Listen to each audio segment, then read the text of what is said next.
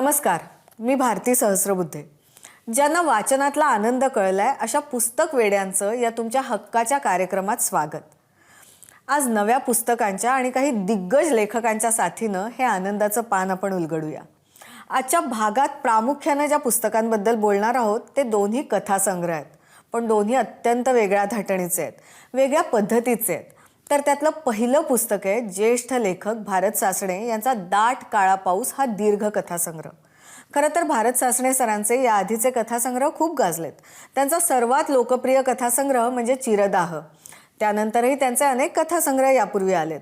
त्याच कडीतला नवा कथासंग्रह म्हणजे मॅजेस्टिक प्रकाशनानं आणलेला दाट काळा पाऊस.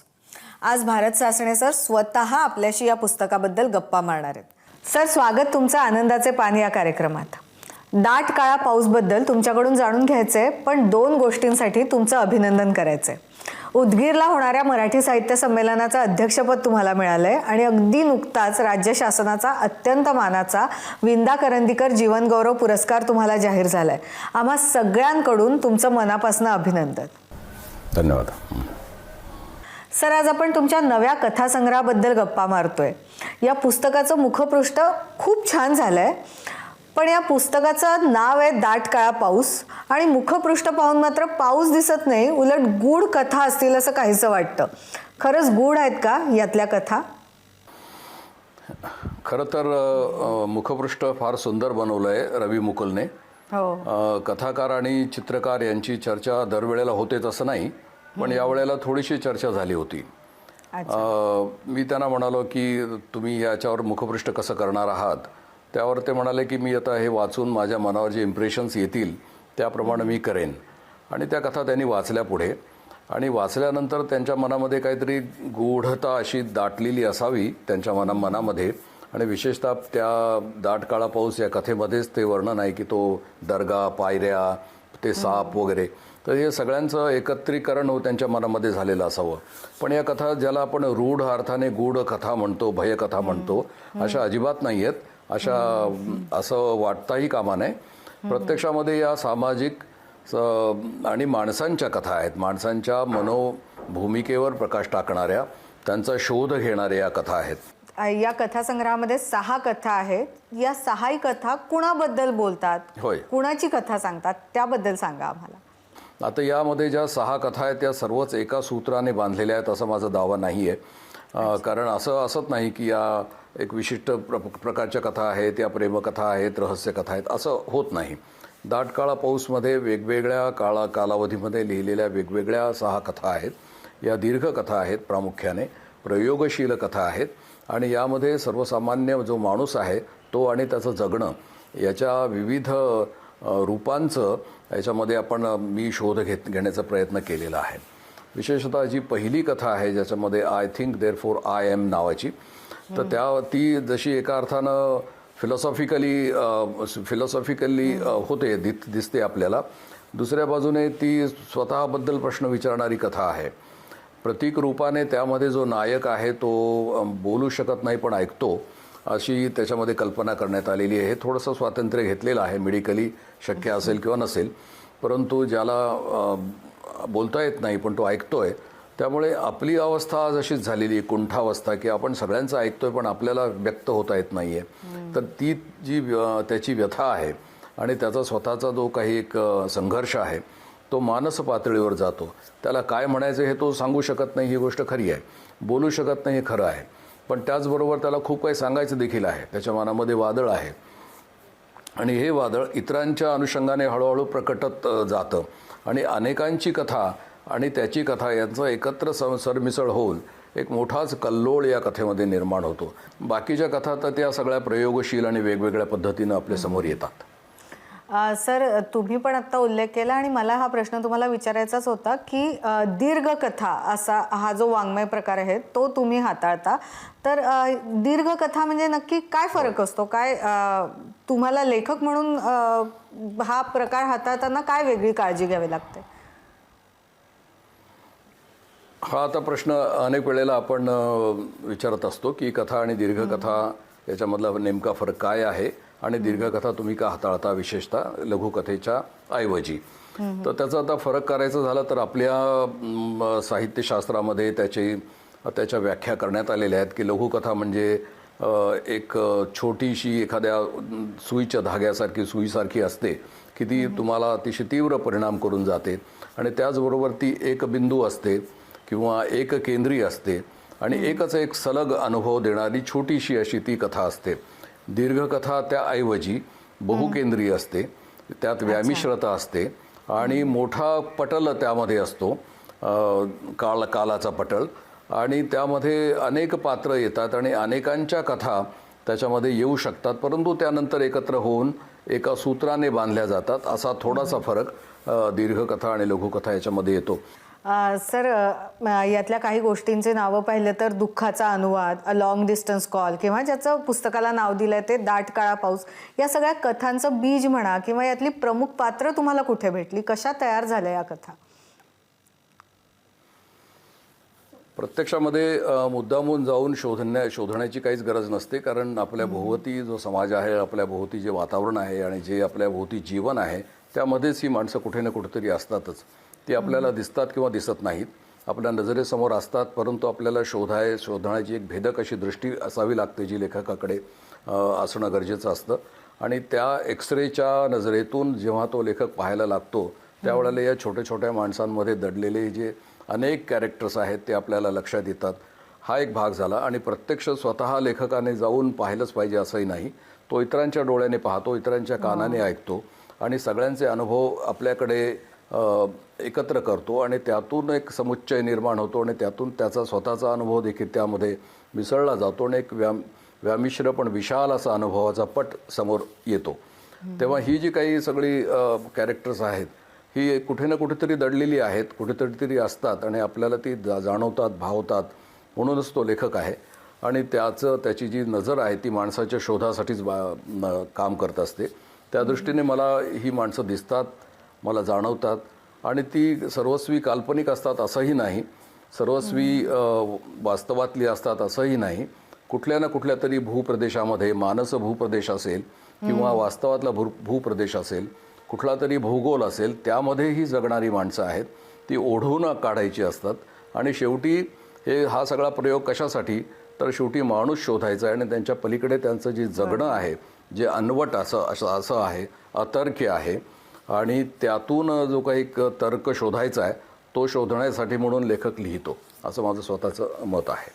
सर, आत्तापर्यंत आपण तुमच्या कथासंग्रहाबद्दल बोललो, पण एक वाचक म्हणून गेल्या काही महिन्यात म्हणा किंवा वर्षभरात तुम्ही वाचलेली पुस्तकं कोणती जी तुम्ही आपला कार्यक्रम बघणाऱ्या वाचकांना सांगाल, त्यांच्याबद्दल काही सांगा ना. खरं तर असं झालेलं आहे की यामधल्या काळामध्ये माझी आता 95व्या साहित्य संमेलनासाठी निवड झाली किंवा काल जो पुरस्कार जाहीर झाला तेव्हापासून अनेक पुस्तकं माझ्याकडे येतात, पण ती सगळीच माझ्याकडून वाचून होतातच असं नाही, पण मी त्यातली चांगली बाजूला काढतो. त्याच्या आधीपासून मी बाजूला काढून एक स्वतंत्र वर्गवारी करून त्याचा एका पद्धतशीर पद्धतीनं वाचन करण्याचा प्रयत्न करतो. आता असं जर पाहिलं तर काल कल्लोळ नावाचं एक पुस्तक माझ्या लक्षात आलं की जे विलक्षण पुस्तक आहे आणि त्यामध्ये अनेक खोपकरांचं आणि त्यामध्ये जो कालखंड त्यांनी आठवणीमध्ये सांगितला आहे त्यात अनेक अनवट अशा पद्धतीच्या लेखकांची माहिती त्यांनी दिलेली आहे. पण त्याचबरोबरीने जुन्या पुस्तकांकडे देखील मी पुन्हा पुन्हा मागे जाऊन वळून पाहतो.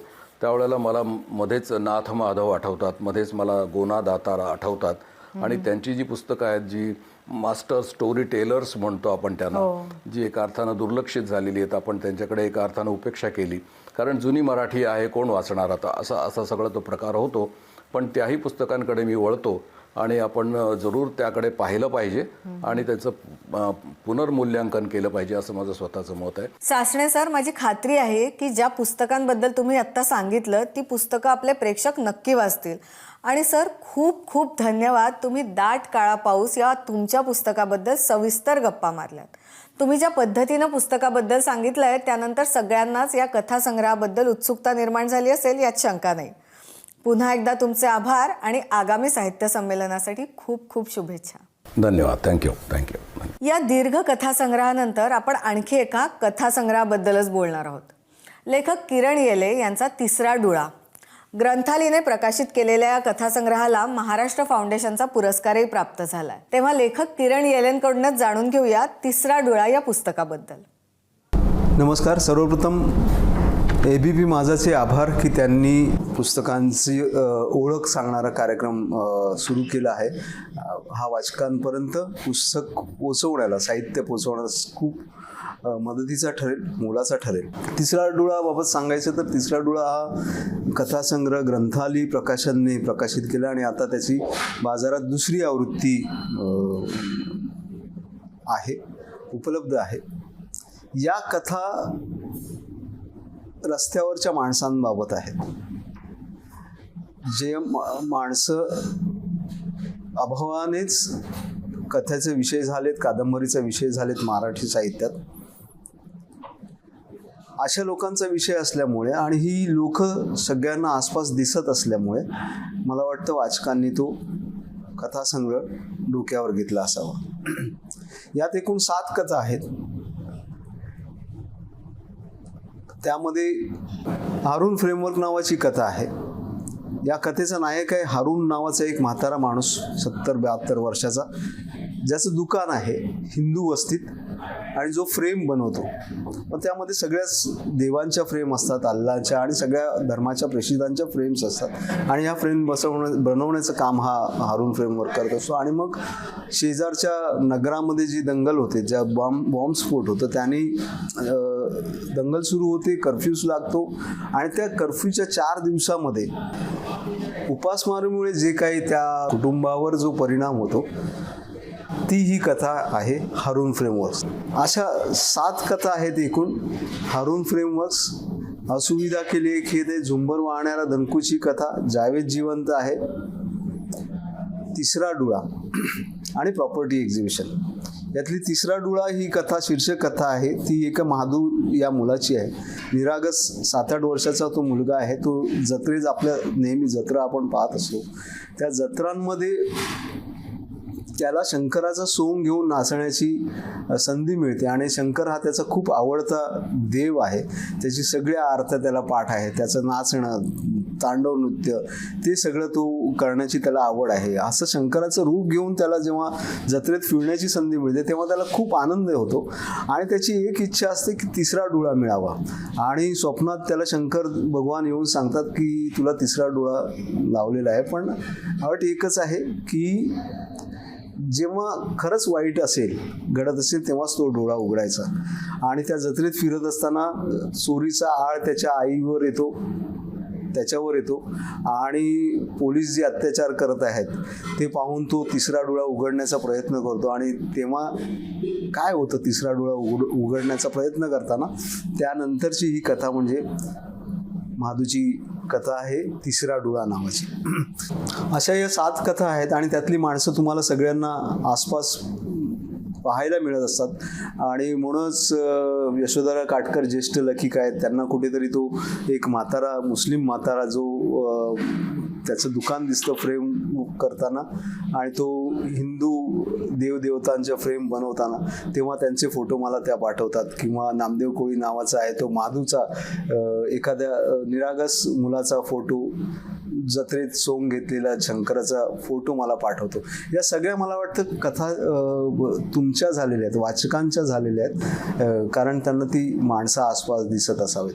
त्यामुळे ह्या कथा संग्रहाचं जे यश आहे किंवा त्याचं ते वाचकप्रिय झालेलं आहे, याचं सगळं श्रेय मी तुम्हा सगळ्या वाचकांना देतो आणि तुमचे आभार मानतो. धन्यवाद. या 2 पुस्तकांनंतर ABP माझाचे संपादक राजीव खांडेकर या आठवड्यात कोणत्या पुस्तकाची शिफारस करतायत ते पाहूया माझी शिफारस या सदरात. नमस्कार. या आठवड्यासाठी माझी शिफारस आहे ज्येष्ठ पत्रकार सुरेश भट्टेवरा यांनी लिहिलेला ग्रंथराज शोध नेहरू गांधी पर्वाचा. मनोविकास प्रकाशननं प्रसिद्ध केलेलं हे पुस्तक.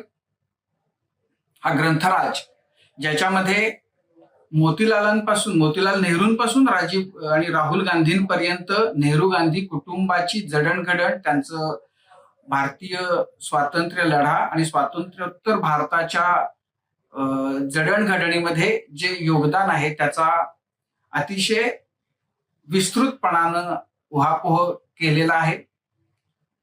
मोतीलाल नेहरू साधारण 1898 मध्ये सक्रिय झाले भारतीय स्वातंत्र्याच्या लढ्यामध्ये, राजकारणामध्ये. तोपर्यंत देशातले अतिशय नामवंत वकील म्हणून ते सर्व परिचित होते. पण स्वातंत्र्याच्या प्रेरणेनं त्यांनी आपल्या वकिलीची वस्त्र थोडी बाजूला केली आणि त्यांनी हे व्रत स्वातंत्र्याचं घेतलं आणि त्यानंतर त्यांच्या पाठोपाठ त्यांच्या पावलावर पाऊल ठेवून पंडित जवाहरलाल नेहरू, मग इंदिरा गांधी, मग राजीव गांधी, मग राहुल गांधी, 5 पिढ्या ज्या आहेत त्यांची जडणघडण नेमकी कशी झाली, कोणत्या परिस्थितीत झाली, त्यांची जी व्यक्तिमत्व आहेत, या आपण जर बघितलं तर या 5 पिढ्यांमधले प्रत्येकाचं व्यक्तिमत्व एकमेकांपेक्षा वेगळं आहे. त्या व्यक्तिमत्वाच्या घडणीमध्ये नेमक्या काय घटना, काय कारणं असतील की ती व्यक्तिमत्व अशी झाली, या सगळ्याचा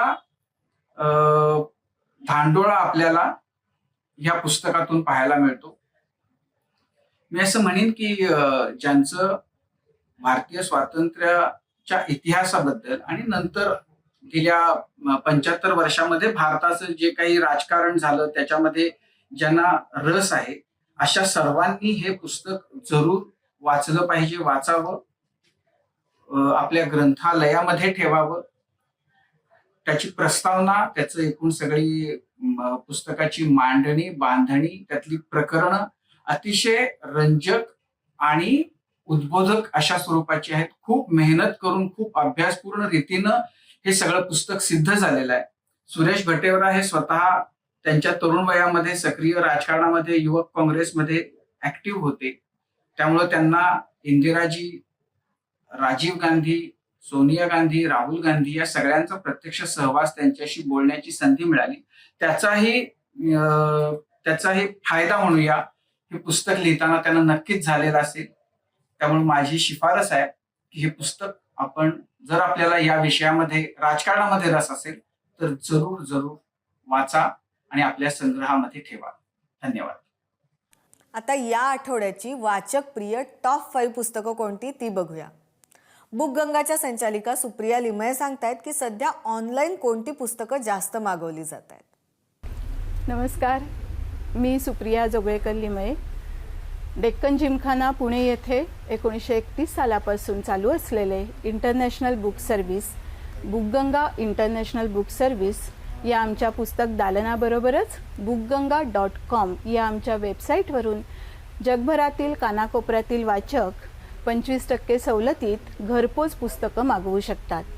या आठवड्यातील टॉप 5 पुस्तकं मी आपल्याला आता सांगणार आहे. पहिलं पुस्तक आहे ध्यान विज्ञान. लेखक आहेत डॉक्टर यश वेलणकर. ध्यान या शब्दाचा अर्थ नॉर्मली अध्यात्माशी जोडला जातो, परंतु या पुस्तकामध्ये डॉक्टरांनी ध्यान म्हणजे आरोग्यविषयक, आरोग्यरक्षक व्यायाम असं म्हटलेलं आहे. 2 नंबरचं पुस्तक आहे शोध. लेखक आहेत मुरलीधर खैरनार. ऐतिहासिक खजिन्याच्या शोधासाठी बुद्धिमत्ता, कूटनीती, त्याचबरोबर धैर्य याच्या जोरावरती रोमांचक 72 तासाचा जो प्रवास अनुभवला, थरार अनुभवला, त्याचे वर्णन या पुस्तकामध्ये आपल्याला मिळते. मराठीतली एक थ्रिलर कादंबरी.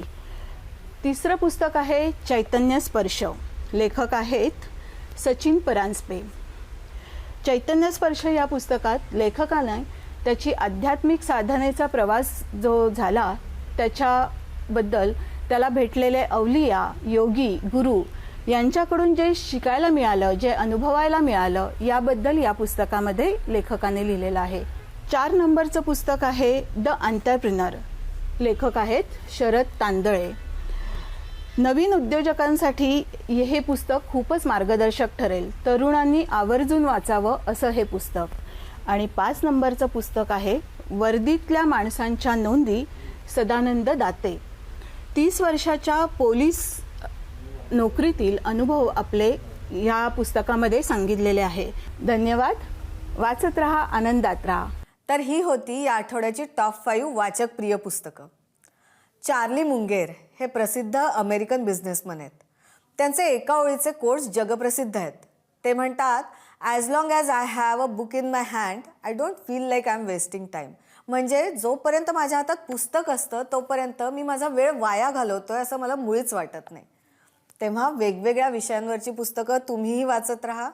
आजच्या भागात आपण ज्या पुस्तकांबद्दल गप्पा मारल्या ती पुस्तकंही नक्की वाचा.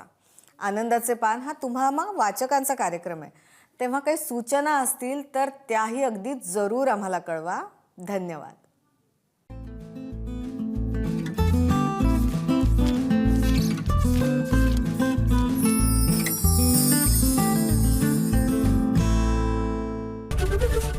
एबीपी माझा, उघडा डोळे बघा नीट.